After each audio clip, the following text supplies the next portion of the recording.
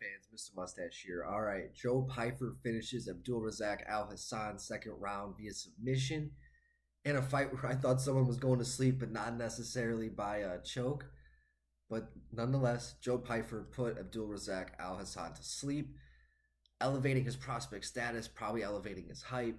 He's now come out and said he would like to fight Paul Craig because he thinks Paul Craig is going to lose to his training partner Brendan Allen, which I think that would be good. But I think that personally Paul Craig is going to go through Brendan Allen, so I really don't see how that's really going to work out. But if Paul Craig does lose to Brendan Allen, I think that really would be a good fight for Joe.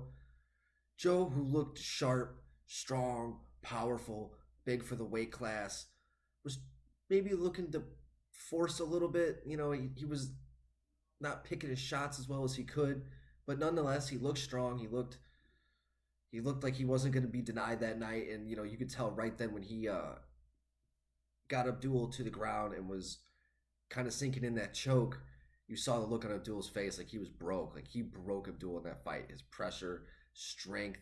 When he was able to break the guard of Abdul a lot. You saw those punches just breaking right through the gloves, and every single time looked like he was doing damage in there. And I think also too, like the reason why he didn't look as good. Abdul's a pretty good fighter, and he has a pretty good habit of hurting guys, and he's as powerful too, and he has that touch of death, and I think that definitely played a factor there as well, especially early on. He definitely had Joe Pyfer's respect, but Joe in there, he just had the heart, will, determination, would not be denied in that matchup, and moving forward, he called out Paul Craig, and I think that could be a good matchup for him if he does lose, but also I think a fight against Bruno Silva, maybe even a Brad Tavares, or maybe even a Fluffy Hernandez. I think those three guys right there, I think are really good, formidable opponents, also good names in their own right, tough, dangerous guys that are really going to go out there and test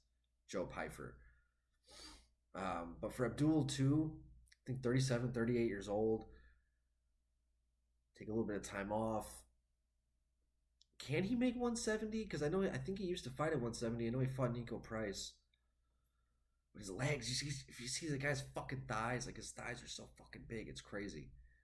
If you cut off his top half, like he would still be a middleweight. Fucking wild. But I mean, honestly, 37, 38, you just lost to a top guy. Just take some time off. You're gonna have a lot of good prospects. Maybe a Bruno Fajeda, Gregory Rodriguez, Michelle Oksashik, maybe an Andre Petrosky, but I think Petrosky just got matched up with somebody. But either way, I thought it was a really good test for Joe Pyfer. He went out there and passed it. So I think one of those names would be a really good test for him moving forward. And if, he's saying he doesn't want to fight ranked guys until he starts getting paid that good money. So there you go. Like those are kind of the next guys up right before you get to that ranked area. Let me know what you guys think. I'd love to hear your guys' thoughts on the fight and what's next for Joe Pyfer and what's next for Abdul Razak Al Hassan. Love to hear your guys' thoughts. And guys, please don't forget to hit the like and subscribe button to continue getting more MMA content by yours truly. Mr. Mustache, MMA News out. Let's fucking go fight, fans.